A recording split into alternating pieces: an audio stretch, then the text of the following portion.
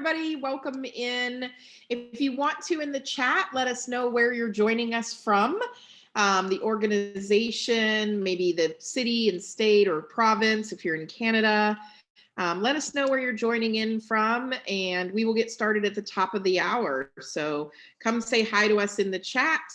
Let us know. I see some very familiar names. Lynn from Alberta is on here already. She's going to be applauding and cheering on her teammates. So let us know where you're joining us from in the chat so we can say hi to you and we'll get started. You can also perform your sound check now, so you should be able to hear us. So we've got Alaska and SUNY Cortland. Let us know where you're joining us from. Hey, JJ, long time no see up there at Washington State. Hi, Jessica, Denver, Colorado. Chuck's joining us from Dallas. Tuesday's joining us from Calgary. And Tuesday, it's your day. I love that. We're here on your day. Not that you've ever heard that joke before, probably. So, got it. Lori, welcome aboard from Denver. Lenore's coming to us from Toronto. Jill is from Houston. Say hi, everybody in the chat. Let us know where you're joining us from.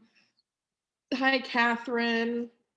Esther's coming to us from LA. Love it. Irving, Texas, which is close to Dallas. So Diane and Chuck are near each other. Wendy's from Saskatchewan.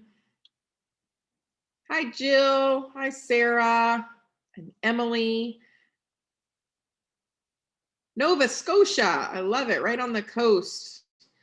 Canada's representing strong here for their Alberta peeps. Go Bears, go Pandas. Oh, yeah, I've got a panda tag on my backpack. Matt's coming to us from Fort Smith, Arkansas. Get settled in, get yourself a bevy, water or coffee. Yep. Richmond Hill, Ontario in the house. Manchester, good morning. Or wait, no, let's see, 6 hours ahead. So it's good evening, Siobhan. Yeah. My friend Tom is from Manchester. Tara's in Toronto. Diana at Marymount in Virginia.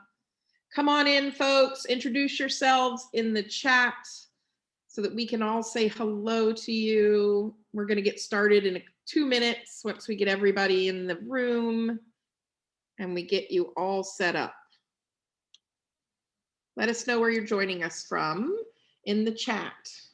We're excited to have you. Felicia's coming in from Chicago. My mom grew up on the south side of Chicago. Oh, Laura's here from New Hampshire, one of our ODDER clients. Oh, Macy from Webster University in St. Louis, Vancouver, Washington, Rochester, New York. I love it. Okay, we're going to let Casey's from Orlando, Caitlin's in Columbia, South Carolina, my former home. Go Gamecocks. We're going to get started here in 1 more minute. Want to let everybody get in. Katie from Buffalo. How's the baby, Katie? Hope everything's great. Oh, good. Good. I hope you're not too sleep deprived. She's got a newborn. So Vicky from Durham. Candy's from Rome, Georgia. Shelly's from Troy, New York. I love it. Well, I'm Lynn Wester, and I want to welcome you all today to our webinar to discuss ODDER. And I have brought some amazing friends with me who are going to really teach you all about their process. I call this the green and gold hour because by happenstance, both schools have green as their major color, which is my favorite color, and gold or yellow as their accent color. So I'm going to start by introducing our panel today, and then I'll share my slides on the screen. So today we have Mary Kay Hoffman from the University of Oregon. Wave and say hi. Megan Miller, also from Oregon, joining us today. And then from Canada, University of Alberta, we have Christine McNally. And Christy Bailey is here as well. and they are going to walk you through their lives in ODDER land. And so I thought that since you guys always have to hear me talking about ODDER, I think it's better for you to hear from these four ladies who actually experienced their first year of ODDER last year in 2020, like some of you did, and who are preparing for their second year. All of them are coming back. So we got them back and they're excited to deploy again this year. So I'm going to share my screen. This is being recorded, so don't worry if you miss something or you're trying to take notes to keep up. We're going to send you a recording and slides afterwards. Also, if at any time you have a question, you can pop it in the chat box, and Allie, who's on our ODDER team, and I are going to be monitoring the chat box for questions and directing them to the ladies.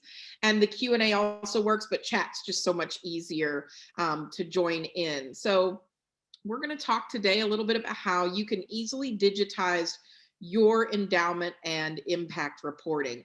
So I'm going to mute myself and let Oregon lead the way, and they're going to give you background, and then we're going to go from there. Yeah, hi again, everybody. I'm Megan Miller. I'm the stewardship specialist for our university, and work with Mary Kay Hoffman, who is the director of donor recognition and reporting. So a little bit of where we are with our numbers. We send about 1,250 reports yearly. Before 2020 and the pandemic, we sent all of ours by paper. So we were walking around a table stuffing envelopes, and so many paper cuts. When we've talked as groups, we've talked about all of the paper cuts. ODDER cut our costs in half. We saved money because we no longer print a big book that we send our reports in, and we don't have all the shipping costs. Labor for myself was a little more intensive the first year as I was setting up my new process, setting up kind of the backbones of how the reporting would go. But our partners outside of our office in our units throughout campus probably saved quite a bit of labor. And for our University of Foundation, the labor stayed about the same. And before the pandemic and ODDER came along, our plan to go digital was our 5-year plan. So we were starting to dip our toes in the water, but we weren't there yet. Hi, everyone.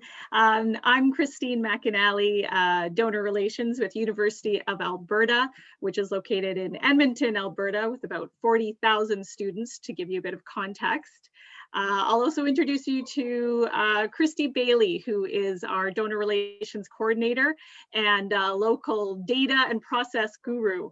So Christy will take you through the numbers for Alberta.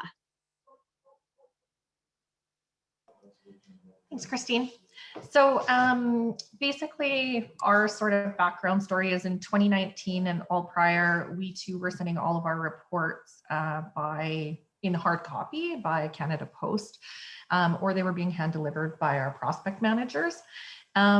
Basically in 2020, we changed our process, obviously, with the pandemic. And so in total, we sent just shy of 2,500 endowment fund reports, reporting on just shy of 1,900 unique endowment funds. And about 27% of those were mailed.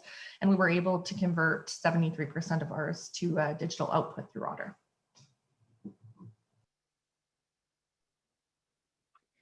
I will jump in and say I was the biggest skeptic going into listening to Lynn's presentation on ODDER. No way did I think we could find something that would be secure enough, or that ThankView would have something that was secure enough. So my number one concern was security, which ODDER is super secure, so it fit there. Budget was another consideration.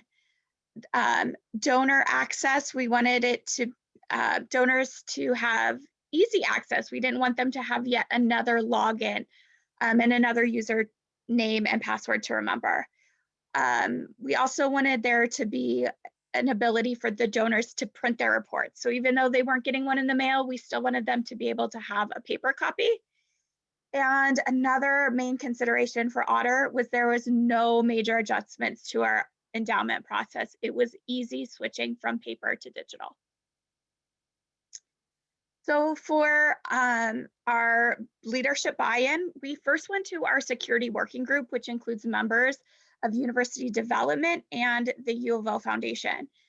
They reviewed ODDER and the security measures, and once they gave the okay, we moved forward. We created this slideshow, which we shared with our Senior Associate VP, our Vice President, our Senior Director, and the Foundation CFO to get their approval before we moved forward and presented it on. They were really impressed by what they saw, so we took it on the road. We held meetings for the development leadership team. Then we went to the Senior Development Officer Working Group. And then I held some open houses for all development staff so that development officers, assistants, stewardship staff could all see where we were headed. And it went over really well. At University of Alberta, our process actually was quite similar, a lot of parallels there.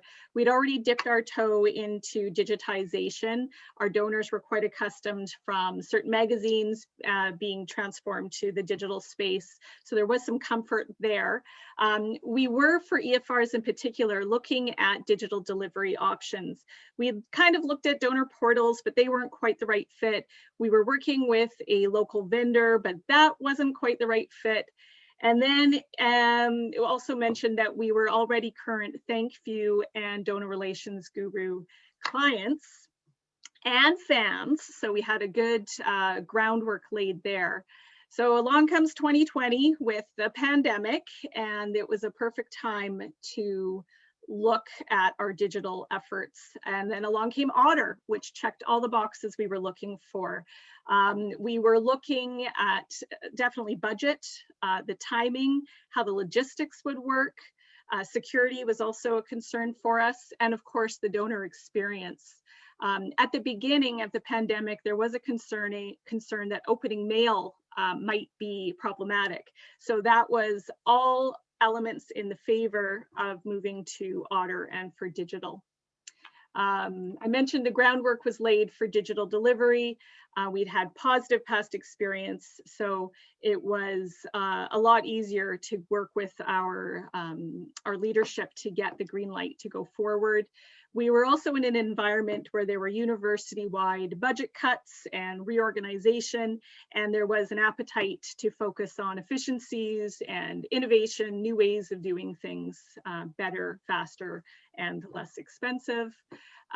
We also had the caveat throughout all of this is to honor donor preference for print, should they have it. And ODDER worked very closely aligned with that. We also had to consider that our past print packages included our annual donor impact report. So we had to think how to incorporate that. You'll see that we did include it as a link, but we'll talk a little bit more about that in our lessons learned section. Great. Christine, I have a question from Chelsea. I'm going to direct it to you and then Megan at Oregon. She says, wondering if you all report on other kinds of funds beside just endowments, and if so, do you do that digitally now as well? So Christine, why don't you take that one before I switch it over to Megan? Great. Great question, Kelsey. For financial reporting, the EFR is definitely the main one as in a financial, but we do certainly chair reports, impact reports, scholarship reports, and we do have a hybrid now. Using ThankView has been something that we're doing more and more with a video introduction and then a link to the report itself. So we are looking more at sending digital, and we're getting really good feedback from it as well. Here at Oregon, we, for our top donors, we call them our Founder Society members, we have always included their giving summaries. So it's just an overview of how much they've given to the U of O as kind of a stewardship piece. So we included that in our ODDER, just like we had done with past endowment reports, as well as unit impact reports. Those were included. Scholarship and endowed faculty pieces, we send them digitally, not with our ODDER piece. We're looking at that moving forward, but we've really switched almost all of our reporting to digital at the U of O.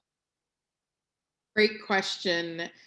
Thanks so much, Chelsea. And so we appreciate it. And hopefully that'll answer your question there. So we're going to showcase a couple of the samples from both institutions, and they're going to walk you through theirs. So Megan and Mary Kay, why don't you tell them what your process at Oregon looked like for your donors? Yeah, so we didn't have a lot of emails. I would say we had over half, but still needed a lot. So once we knew we were going with ODDER early in the fall, we sent an email to everyone we had an email address for, just saying, is this the email you'd like? And we're moving to digital. We also sent a postcard to all of the donors that we didn't have an email for, so that they could reach out to us and provide that information if they'd like. It was also nice to have this option because I did get a few donors who gave me a call and said, can you please send it by print? So we were able to really customize it for the donor. And I think a lot of donors appreciated that we were moving digitally and that we checked in with them to see what email they would like us to send it to.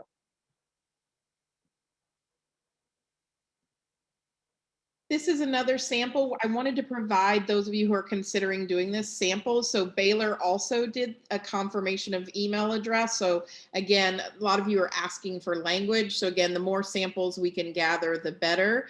This is Alberta's. Yeah, this one went out about a week prior. In 2019, when everything was fully print, we did include a postcard to ask them to provide an email. So we had kind of one step in that direction. We have a fairly good number of emails, and that was the default. That's how we decided who got what. If you had an email and you had no prior preference for print, you would default to ODDER. And if we didn't have an email for you, obviously you would get the print, or if you had a prior preference for print, we would put you in the print pile. So this email went out just to give them a heads up. We'll speak a little bit later in the lessons learned about timing of the email, but this one came from my email address and just letting them know that it was coming. It also included the password. A few more tips to come for that as well, but this is the language we used. We have a question, Megan. How many donors asked for print? Oh, you already answered it. So how many donors asked for print as opposed to those, how many requested print? It was really low. I want to say about 5. And one of them that sticks off the top of my head was a foundation, and they only had 2 people working in the office and never at the same time. So she wanted the paper copy so they could easily pass it back and forth. And if a DO, a development officer, asked that a print copies be sent out, I printed a copy for them as well. Yeah, Great. we were about 38 out of 2,500, so still pretty low. So on both of those numbers, that's less than 1% of donors requesting print. So just to put that in perspective for you all who are all on this webinar, we saw the average was less than 0.1% of donors requesting print. And then most schools are able to get above 80% or more email addresses through concerted efforts, whether it's postcard, email acquisition through gift officers. But again, less than 1% of donors are saying, no, I really want print. So just something to keep in mind at your organization, where you may be being told that people want print, but it's not in the reality where our clients aren't experiencing that. So Megan, why don't you walk us through this email that you sent to your gift officers as well? Yeah, we wanted to make sure our gift officers were informed because we knew questions would be coming to them as well. And this is a whole new process for them. So we just did a quick email letting them know where the list was for who we were sending to, how many donors would be receiving ODDER and how many would be receiving mailed copies, and the date and time of the launch. And so I believe our colleagues really appreciated up to the minute information, so they weren't surprised that it got sent out without them knowing.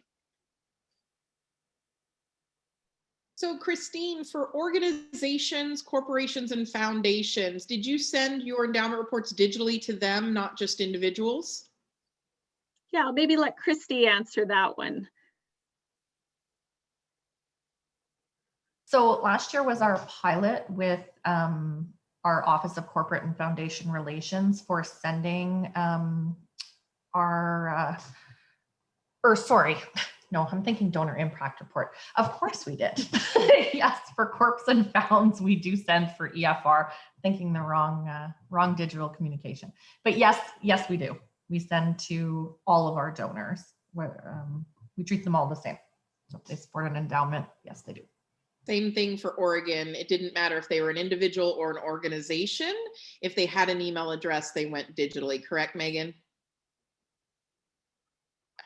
That is correct, yes. And I think companies appreciated it digitally because they can forward it on. Yeah, we heard a lot of great feedback from companies and foundations saying this is so much better than the one print package that then sometimes they were copying or forwarding and they were able to all see it at once. And so we heard a lot of positive feedback. I have a question from Tara. She says, was there any concern from gift officers that the digital deployment removed an opportunity for them to personally reach out and deliver a report? One thing, Tara, to know is that you can send it from the gift officer's email address if you'd like. So that allows personalization. Christine, did you guys have any pushback from gift officers? No, I'd say they were fairly on board with it, that we were doing the major grunt work of getting it out. What we did do is we were able to see who had viewed their personalized financial report and who didn't. So Christy ran all kinds of lists and sent them out to the prospect managers to say, hey, here's the people on your list who viewed it, and here's the people who haven't. So good opportunity for them to then follow up to say, what did you think? Do you have any questions? Or, hey, I noticed you haven't viewed your endowment report. Can I provide that for you? So it's a good touch point opportunity. Great, thank you so much. So Tina says, we ask our gift officers to mail a personal note. Yes, you can accomplish that through a video. They can also include personalized text. There's nothing that you couldn't have done in print that you can't do digitally as well. And I think the video is more personable. So I'm going to share my screen and give you the ODDER experience from the University of Oregon. So they have a video here. Again, the video takes place of your cover letter. So for all of you frustrated by merging salutations and greetings on your cover letter, here you go. It's also able to be closed captioned. And the whole platform works with ADA accessibility readers. So there's no barrier for those with other abilities or who are using ADA accessible readers. Megan, do you want to tell them a little bit about your deployment and what they're seeing on the screen? Yeah, so we had our vice president do our video. A lot of our donors are familiar with him, and he's very personable and a good speaker. So that went in there as we were kind of debating who should do the video. We decided for the first year to just go with one video for everyone, just to make it a little easier as we were learning how to use ODDER and how our process would go. Moving forward, that may be a little different. Our page here is just explaining what's happening in ODDER, that it's their fiscal year 2020 documents, their password they'll need on the left tab. The right tab is our foundation message. And we have a link to our stories of impact, which was what all the stories that we would have previously had in a book. We just did digitally. And then we included a survey. We'll do it a little differently next time and have hot buttons so people can go right there and send a survey later. So we made our password super easy. It was GoDucks 2020, so they can pop in and view their personalized reports on the left tab. Some people got one page, some people got 30 plus pages, kind of just depending how many endowments they have. And then our right page was just our standard letters from our foundation that they typically send. And it was nice that we were able to just pop it in one tab and not have to print a million copies. So that is our, that was our static tab, which you get one included in your ODDER. Yeah, so the great thing about this is if they have multiple PDFs pages, the donor just keeps scrolling and they're able to see the PDF pages. So you can put something short in here, you can put something long. We have learned the shorter the better. So, and we track what % of the PDF each donor reads in your metrics. You can identify that by person. So that's the actual live experience for a donor. Just wanted so those of you who've never seen it before to be able to see the landing page. Each landing page is unique and it's encrypted URL. So at any time, if Megan has a gift officer that wants to send that link, they can cut and paste that right into their email address as well in Outlook or Gmail or whatever it wants to be, and they can send it as well. They also can store that in a contact report for the donor, and these links don't go away. So they're yours. And then this year, Oregon and Alberta will have a button over here that says, please take me to last year's report, so they can see the previous year's report. So that's one of the features that we're adding in this year to the experience. So for those of you who are wondering about that now. Let's see, I'm trying to make sure. Who produced your video, Megan? Did you work with a freelancer at an additional cost? No, we actually had our DevCom team work with that. Mary Kay worked on a script. You know, our VP followed it as much as he normally does, but we were able to just send our development communications team to go and film him and produce that video. So really not additional costs there for outsourcing. Christine, what about Alberta? We featured a student, and his name is Jonas. He's one of our student ambassadors. He did it himself. So it was a very authentic video. So he just went outside, wore a UV hoodie and did it himself and sent us the file. So why don't you tell folks a little bit about the unique thing that Alberta had to do that you won't have to do this year with the password. And so why don't you tell us a little bit about that process? Sure. So working with our privacy and security office, they deemed for our university that if we were to use a password, we needed to send it in a separate email. So that was, the password went in the first email from me. We made it gratitude in all caps. Tips for everybody: don't use all caps. It was very confusing. People were putting in gratitude in lowercase, and so next time just keep it all lowercase. We also sent the email with too much time in between the email coming from me with the password and then the ODDER send. And that meant, like Christy mentioned, you're looking through your inbox, you're not sure who it's coming from. So either include the password right in that ODDER send if your university or if your organization's permissions allow, or we are now slightly modifying our EFR report itself so that we're actually going to remove the password altogether. So depending on your organization's safety and privacy settings. So this year, no password for you all. And we have so many people who did a password last year or who are going without a password this year. So the password is a psychological thing for a lot of people, but the page is encrypted whether you use it or not. So this was the cute student that you had. I don't know many of our clients, so we had over 75 deployments in year one, and I don't know hardly anybody that used professional videography. Everybody was organic. Donors loved the fact that it was shot on a phone or a simple there was not a lot of fancy video. Again, we're talking a minute or less usually.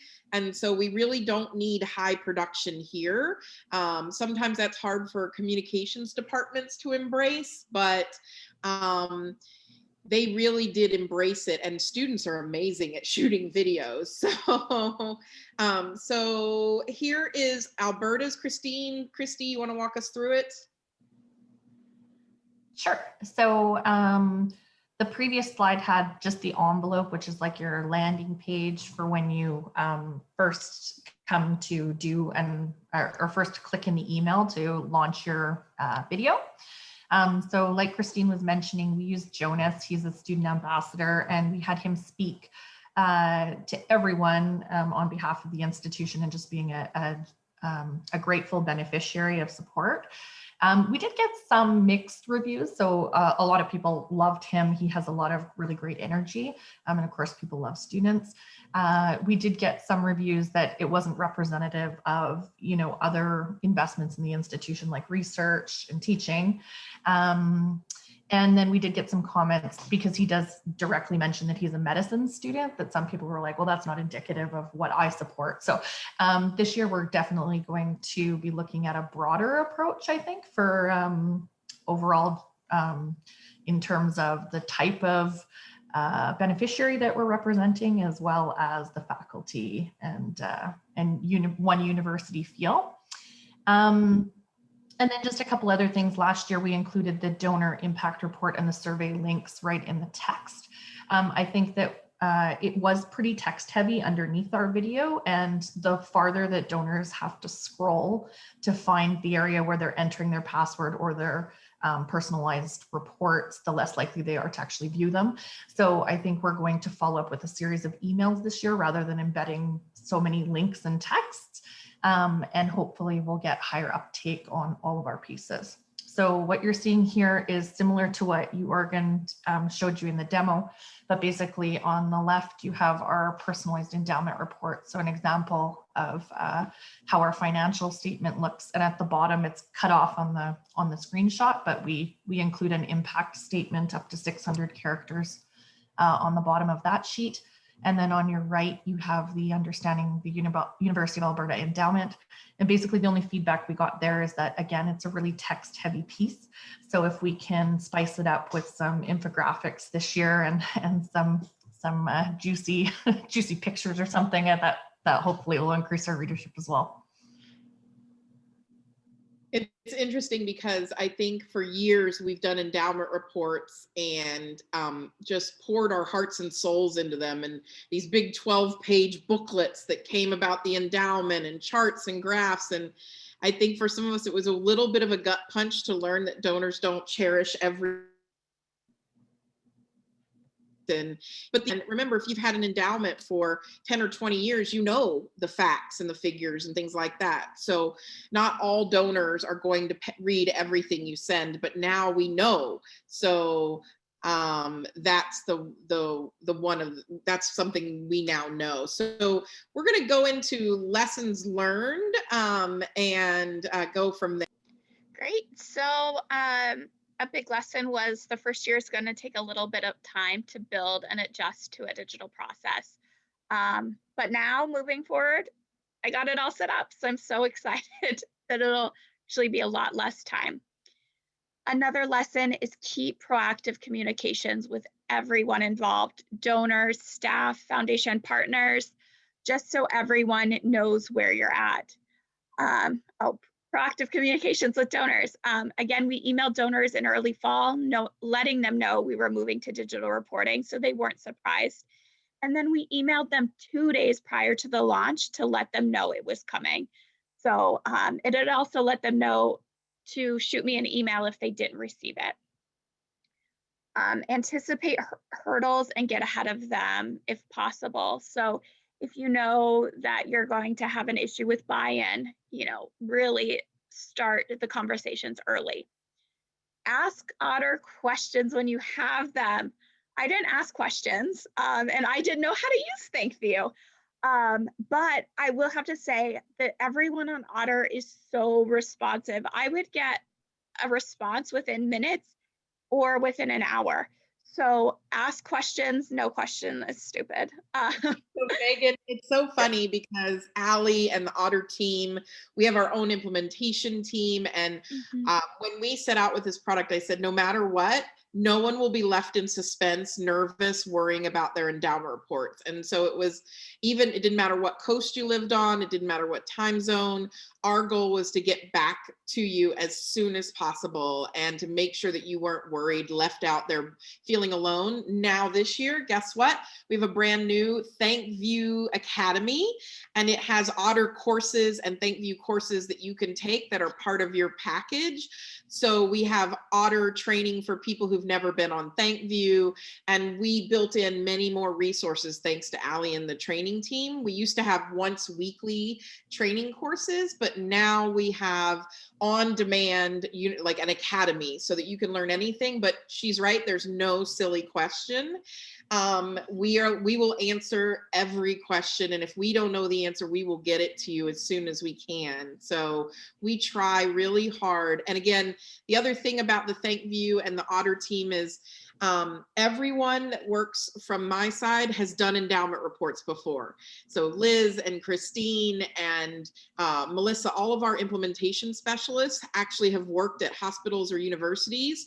So when they understand the vocabulary, there's not a single person who doesn't understand what you're dealing with and the stress you're under. So all of your implementation folks have been right in your shoes on one scale or another. So that's important to us.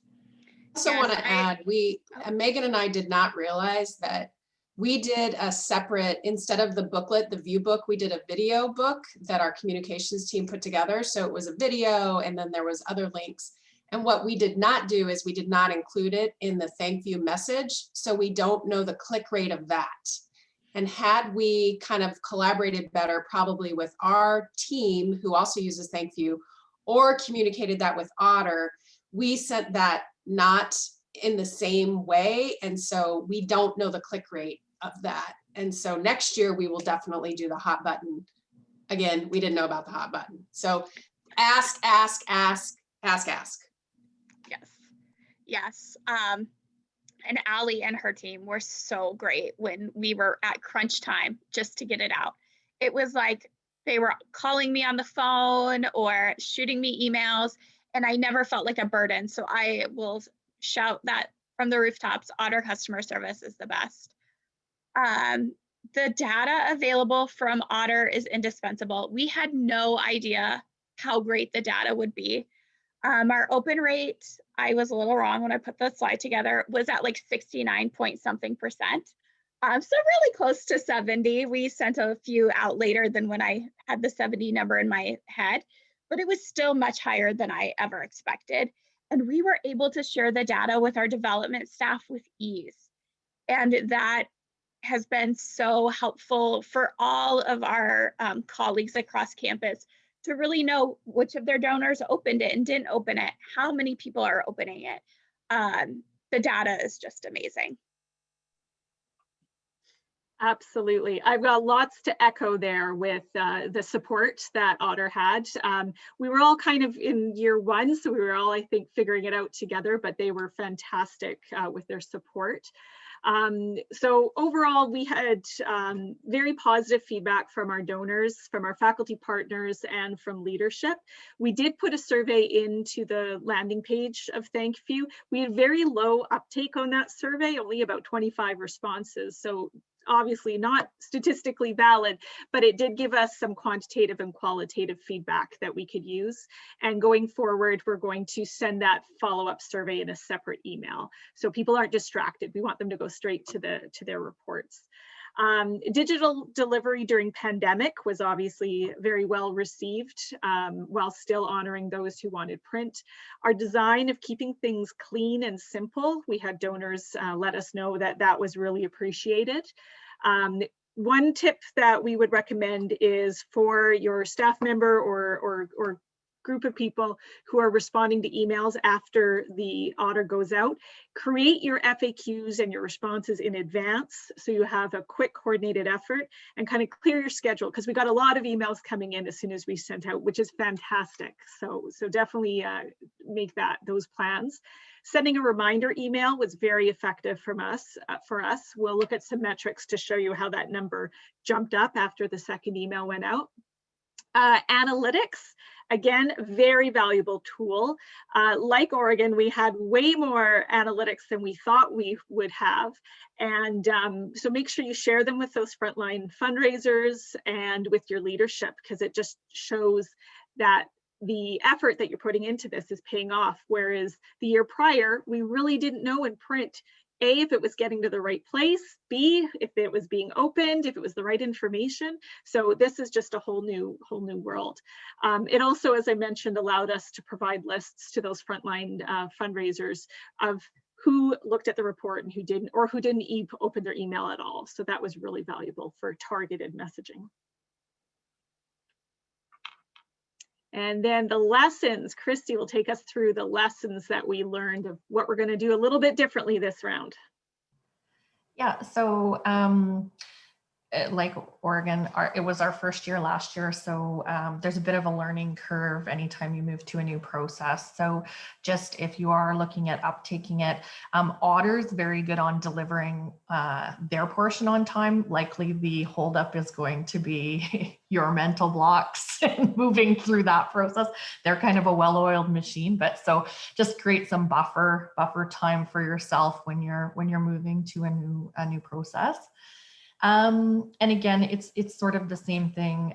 If you are in a university environment, and I know not everyone on the call is, but if you are, we tend to move a bit slower, I find. And so communication with faculties and starting as soon as humanly possible to get their mind wrapped around what it is we're doing and giving them easy time markers is really, really helpful. So like this past year, we actually started at the end of January, beginning of February, and just started walking them through every kind of 4 to 6 weeks, kind of moving them into the process. And that really helped with getting them on board this year and meeting our timelines. If you are using a password, like Christine's mentioned a few times, not putting it in all caps is probably a great idea. So following something a little bit closer to what Oregon did. We also sent our passwords separately. And so like the time gap I mentioned earlier, I think it got bogged down in people's emails, which was a stumbling block for us, but hopefully we'll rectify that this year. And basically at our institution, what they basically asked us to do is remove the donor's name from the top of the report to remove any identifying criteria. So even though it's being directed to their email, if their name's not on it, they can't tie it to them other than they have some sort of association to it. So that's just in case you're dealing with Canadian privacy, that might be of interest to you. And then I talked about the video content needing to address a wider audience and areas for support. So we're going to work on that. And then spicing up our not so spicy VP finance language. So that's our goal too. It's hard to make charts and graphs sexy, so we do the best we can. I have a great question from Macy, and I'm going to direct it at Megan first, and then maybe Christine or Christy. What were some of the questions that you received from donors after the emails went out, and what should they expect? You know, when print goes out, we often don't hear anything for a while, and then they tap the gift officers. But the nice thing about ODDER is people can hit reply, and it goes straight back to your email address. What did you hear?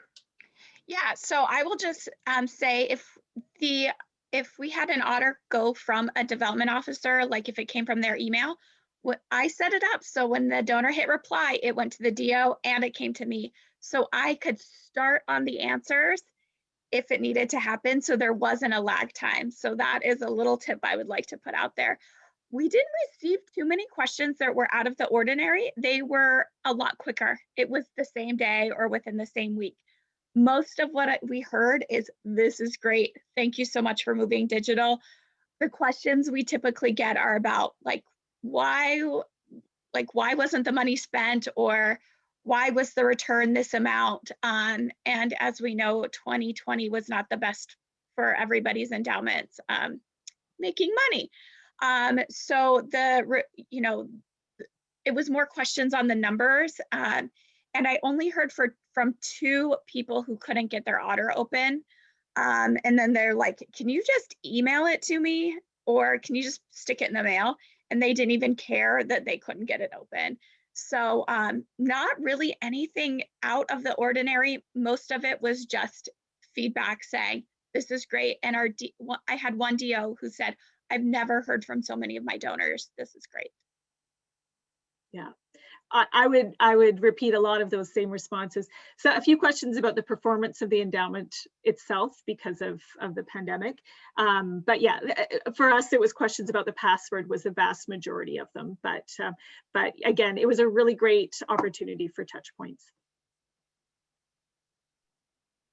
So a little with our metrics, we ended up sending 1,198.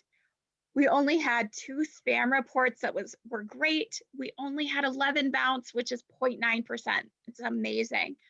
Our open rate 69.2% and 46% clicked through, which I think is still pretty great because the industry average is only 2.9%. Our watch rates, 43% started it, but 34% finished. So this goes back to what Lynn has been saying of like, make sure the video is short so people watch the whole thing. Ours was just over a minute, so I'm glad we kept it short.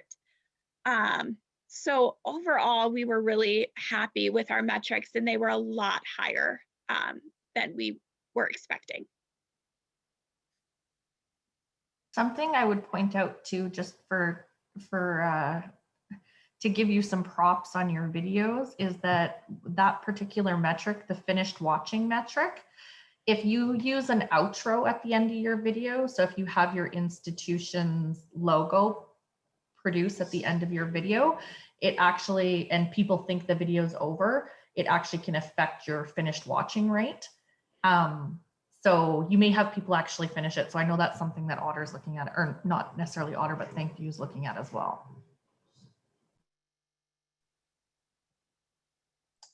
I'll just speak to this real quick. Yeah, so just about a month afterwards, after the data had been collected, I worked with somebody on our team to just send this out all to leadership and the DOs. And again, what Megan and Christine and Christy have been just saying, it's about the communication and just making sure everybody's really up to date and really understands the impact of the impact. And this is a perfect example. They could see it, it's doable. And quite frankly, we're advertising for this to be permanent. So the advertisement is share the data widely, share it quickly, give them immediate access to their donors exclusively. So when we sent the record, we had tabs for each individual donor each individual DO, as well as all the donors. So we had one tab of all the donors. And then we created a tab in the spreadsheet that had every single DO and their donors within it with all of the stats. So they could not say, I didn't know about it, or I didn't know this person didn't open it, etc. And then we sent, when all was said and done, and Megan had resent anybody who hadn't opened, so we got more open rates as a result of that as well. But it's just, this is advertising on our part now. The statistic that I love on this report is you say that digitally you saved 62% in cost savings plus staff hours savings. So you're also showing that this had an impact on your team and the teams that work with you. You also showed how many people, so we had an earlier question that said, who are their donors? Because our communications team is saying that our endowment donors are older and that they'll never open this. And I'm like, everybody's endowment donors are older. So very traditional older audiences, lots of plan giving legacy donors. And if you'll look here on their end, it says 134 downloaded it, 91 printed it, and 3 shared it. So people are, just because they're older doesn't mean they're not embracing digital. We had very traditional school audiences in places where I thought, ooh, I don't know, didn't complain. So I'm happy to be honest and tell you that people didn't like it, but even our oldest donors loved it. So Christine, talk a little bit about your metrics. Sure. So we had, as we've already shared, about 3/4 go out digitally. And of those, we had a 99.6 delivery rate. We had a 63% email open rate. And these are the two numbers that we really find the most interesting. So our view rate, I love that ODDER can tell you which tab that they're viewing and how far along they're viewing in the tab. So we, after our first send, only had 19% view rate for their personalized report. So that was the one where we're like, is that good? Is that bad? We don't know, but we didn't feel like it was quite good. So we later learned that 30% was about the ODDER average for most institutions for the view rate of that personalized financial report. So we got ours up to 31% after our second send. So we can then pull out anybody who we already know who's seen it. We don't want to spam them. So we took them out and only sent to the people who hadn't viewed their report yet. So that proved to be very effective, and we'll put that into the plan again. And then through, there's a mechanism right built into ODDER where they can either download, print it to their home printer or business printer, or request a print. So those would then give us a list, as well as we would take gather a list from development officers and prospect managers. So in total, we only had 38 requests for print. So we could manage that quite easily. Yeah, so the 38 requests for print, we can fulfill those. We have a contactless print shop that can fulfill them both domestic in the US and internationally for you at cost, or you can print them on your own. It's totally up to you. There's no obligation, but each package comes with a resend for anybody who didn't open or click through it automatically in your package. And so we have a lot of people who take us up on that option. We usually send them about a week or week and a half, 2 weeks afterwards. So there's an option for mass resend, but at any time, if you have a donor who says, I never got it, you can go in and resend them one-off by yourself. We do the mass resend for you at ODDER as a courtesy, because it usually bumps your open and click-through rates about 8 to 10%. I think what Christine and Christy experienced is the hampering of their password, their lovely fun thing that they fought against this year. So what does the future look like for? Yeah, for Oregon, we're really excited that we will save time moving forward. Our digital infrastructure is built. So yay, and again, it'll save time from print as well. We're rethinking the purpose of our impact reporting at the central and unit levels. It's really open conversations that weren't open before. We'll continue having collaboration with our units across campus. We'll continue to have proactive communications with donors, probably that email letting them know it's coming in a day or two so they're ready. Rethinking the need for a password like we've talked about, and looking forward after to year after year reporting. So after year 3, we'll really start reviewing who hasn't opened their reports. Do they still need to receive them? We have a lot who are descendants. They could be the great grandnephew. And if they're not opening them, do we need to continue to send them? So that's where we're really excited to have these metrics so we know.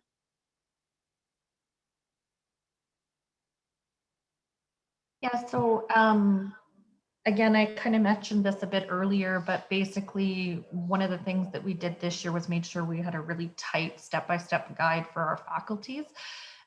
So we have them review in end of January, beginning of February, the numbers that are coming out December 31st of the previous year for our endowments, because we were lagging at least a month behind so that our finance offices can audit the statements.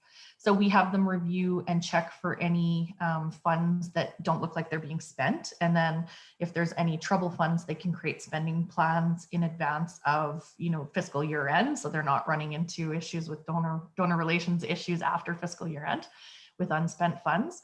Then we, in March and April, have them review their previous year's impact statements for all endowed funds that are receiving a report, and then create an update. And then in May, they review the donors associated with their particular endowed funds that are being reported on. They also will prepare their faculty specific messaging, so that's either in the form of a cover letter for anything that's being mailed, or it could be a video for ODDER, or it can also take the form of a digital cover letter for the text underneath the generalized university-wide email. And then we aim to deliver in July. And I think Christine was going to speak to the second piece of this slide. Sure. Thanks, Christy. Christy consulted with Privacy Office, and we had some really great conversations with them. It was a very, actually, surprisingly pleasant experience. And we did end up removing password, as we mentioned, by modifying our content and what we're disclosing just slightly. We will continue to send the heads up email as well as the reminder emails. Those were really good tools. We are going to send our donor impact reports separately, just so that when they're going to ODDER, they're not distracted with other links, and they're just going to do what we're sending them, as well as the survey will follow up afterwards.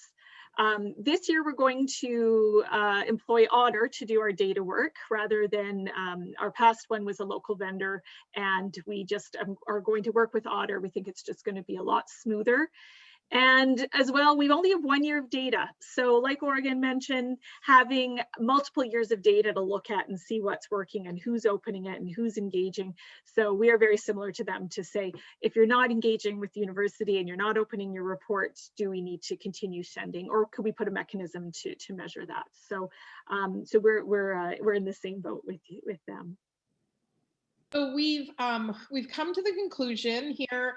These 4 ladies have volunteered to give out their contact information. So if you want to contact them, this is their contact information. We're also going to send you recording and slides. We've had a question, and Megan, it's not lost on me that I remember our first conversation. You were like, nope, not going to do it. It's never going to happen. Like, we'll see this in the future, but I've got my file folder system and I've got it. And she, like many of us, is controlling, like I am in donor relations land, and she's got her process. How many hours do you, I understand that there is setup. Everybody understands there's setup, it takes time, but how many hours do you think this saved you all, just from stuffing all the way to working with partners? Because you had a folder system where you would place everything in and then go around the table. So what does that look like for your organization, or for you now? Yeah, I would say the first year, my hours didn't change probably too much. And that, again, is building the infrastructure. Going forward, I'm going to say personally, I'm going to save 40 plus hours just myself. Our units, I would say, I think I saw it in the chat where we're probably close to 60 hours, I'm going to guess, for everyone. Just because they're not having to walk across campus to come to our office to look up their donors and stuff file folders per donor. I mean, I stood at 3 filing cabinets, like putting papers in folders, and then we would get around a table, and everyone in our office, there's like 14 of us, would take turns stuffing envelopes. And that takes a lot of time.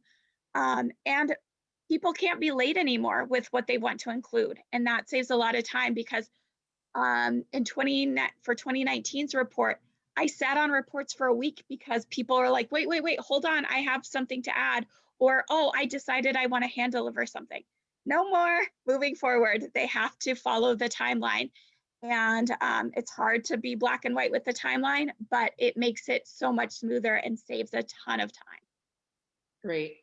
Christine and Christy, what are your estimates there at Alberta? Hard to pin down an exact number, but we did have a full-time person working mainly on this for several months. Due to restructuring, we lost that role, unfortunately, but we were able to continue with the project with the staff that we had. So that says a lot. That's a big hole to fill, and we were able to do that with Thankview and ODDER. Sure. So Krista brings up something about human error, right? When we do things manually, we have human error. What was the review process like? And Mary Kay, maybe you can speak to that from a leadership perspective about the proofing process and how you felt. I know there's always anxiety when we hit the send button, but how did you feel about the quality of reports or the accuracy that was going to hit your donors? Did you feel you had enough proofing time and process? Yeah, well, so the send date is estimate, so you do have flexibility if you need to do extra time, which is huge.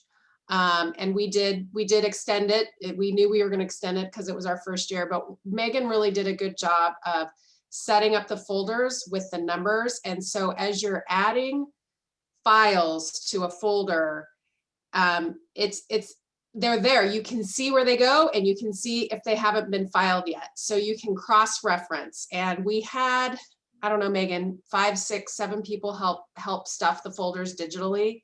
And so you have quite a few eyes on it as you're doing the checks.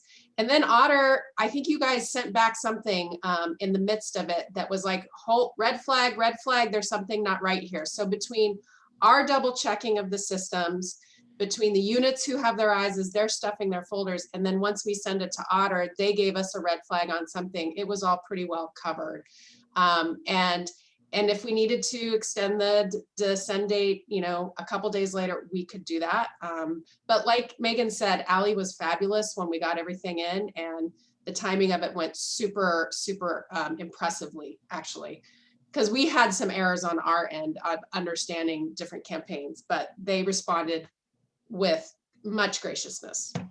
Yeah, I'll just pop in, and MSP did catch some things. So they're proofing it as well.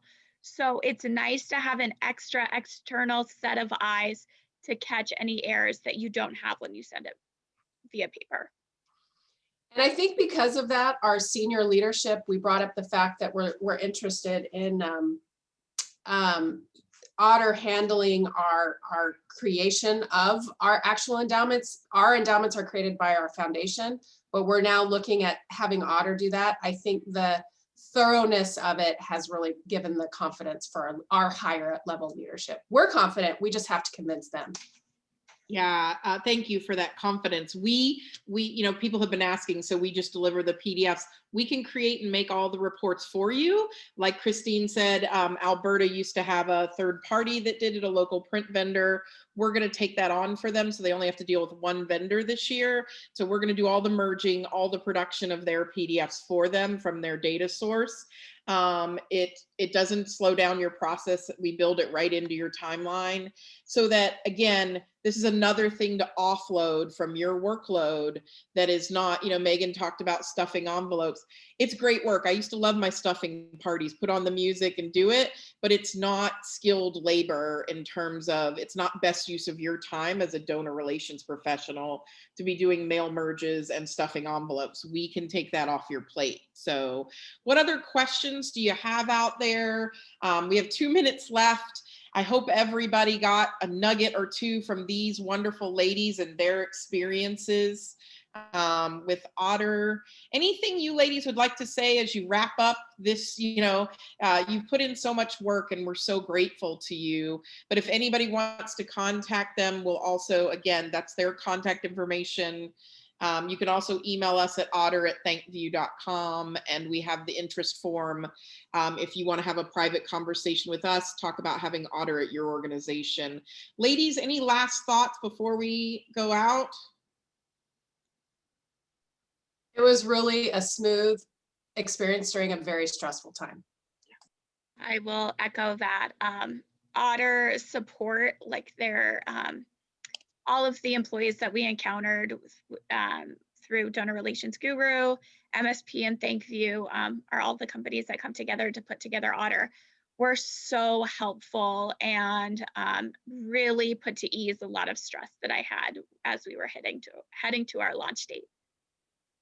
Absolutely. Great support, great product, very intuitive, and most important, the donors really seem to respond well to it. So we're really excited for year 2 and making those adjustments, and there's so much feedback that you can get back to make those adjustments. So they're really evidence-based decisions that you can make and then show that to your leadership to get support as well. Wonderful. Well, thank you, all of you. Thank you for joining us. Those of you that have joined us, we're so excited about what the future of reporting impact to your donors, whether it's endowments, annual giving, overarching impact. We're here to help. My goal with this whole product was to solve a problem for donor relations, and having done endowment reports for 20 years, how can we lessen the stress behind endowment reports, and how can we do that while still having a great donor experience. So that's what we're trying to do with all of you. And even if you choose not to go with ODDER, we are going to continue to provide you with information and lessons learned. We are committed to your professional development. So even if you don't deploy digitally, that's okay. We can say, here's what we've learned this year. And so we're going to continue to provide you updates. We also have the ODDER Den on Facebook, ThankView Academy. So there's lots of resources for you. Even if you don't deploy with ODDER, you're one of the family because you're in donor relations and you care about your donor experience. So thanks everybody for joining us, and we'll talk to you soon. Thanks, ladies. You're awesome.